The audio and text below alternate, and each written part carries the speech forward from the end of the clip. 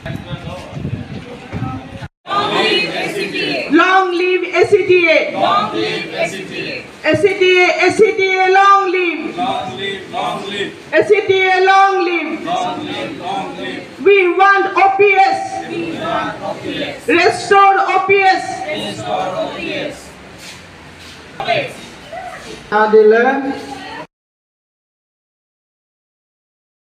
নির্দেশ অনুসারে আজকে আসামের বিভিন্ন প্রান্তে ছড়িয়ে ছিটিয়ে থাকা সমস্ত মহাবিদ্যালয় প্রভিন্সিয়ালাইজ কলেজে কোথাও আজকের মতো একটা দিন যেটা শিক্ষক দিবস হিসাবে পরিচিত সেদিনটি আমরা পালন করতে পারলাম না।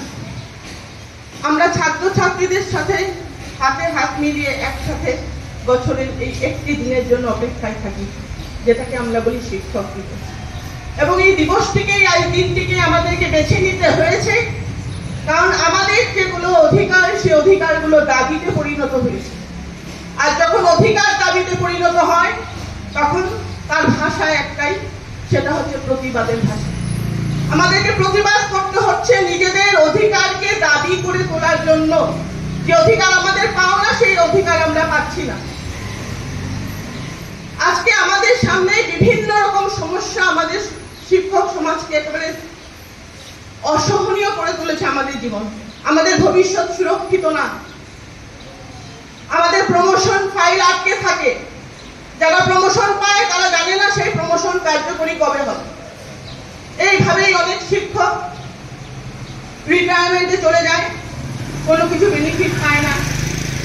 বিভিন্ন টিচার্সরা যারা পিএইচডি ডিগ্রি অতি কষ্ট করে অর্জন করেছে তারা সেই পিএইচডি ইনক্রিমেন্ট পায় না। আমাদের দাবি ছিল পিএইচডি করবার জন্য এখন বাধ্যতামূলক করা হয়েছে কোর্স ওয়ার্ক। সেটা করার জন্য যেন গভর্নমেন্ট আমাদেরকে 6 মাস অন্তত ছুটি দেয়, সেই ছুটিটুকু আমরা পাই না। এরকম অসংখ্য দাবি, এবং এই অসংখ্য দাবিগুলো আমি আপনাদের কাছে তুলে ধরব।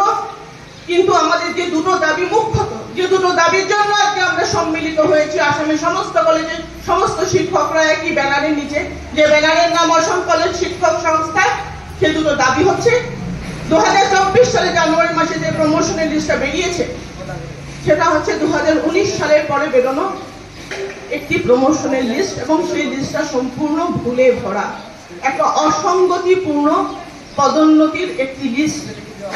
এবং সেই লিস্ট অনুযায়ী যদিও বা কারোর পদোন্নতি হয়েছে দেখা যাচ্ছে, তাদের পে ফিক্সেশন হয়নি, এবং সেটা কবে হবে কিভাবে হবে আমরা জানি না।